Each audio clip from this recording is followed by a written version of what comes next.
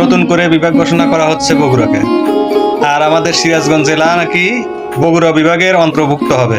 আমরা গত 100 বছরের উপরে আছি রাজশাহী বিভাগের মধ্যে, কিন্তু এইখান থেকে তারা বগুড়া বিভাগে আমাদের ট্রান্সফার করতেছে। তো বগুড়া যদি বিভাগে যদি সিরাজগঞ্জ জেলাকে ট্রান্সফার করা হয়, তাহলে অনার্স পাস করা ছেলেকে ক্লাস 2-তে দেওয়া হলো না। কারণ বগুড়াতে যেটা আছে, বগুড়াতে অনলি একটা মেডিকেল কলেজ, আর সিরাজগঞ্জ জেলায় অলরেডি 3টা মেডিকেল কলেজ আছে, যার মধ্যে Khaja Yunus Ali medical college and হাসপাতাল, এটা হচ্ছে এশিয়ার মধ্যে সর্ববৃহত্তম হাসপাতাল।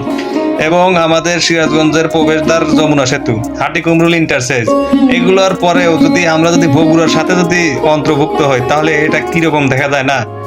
যদি রাজশাহী বিভাগ থেকে সিরাজগঞ্জকে আলাদা করতে হয়, তাহলে সিরাজগঞ্জকে বিভাগ দিতে হবে।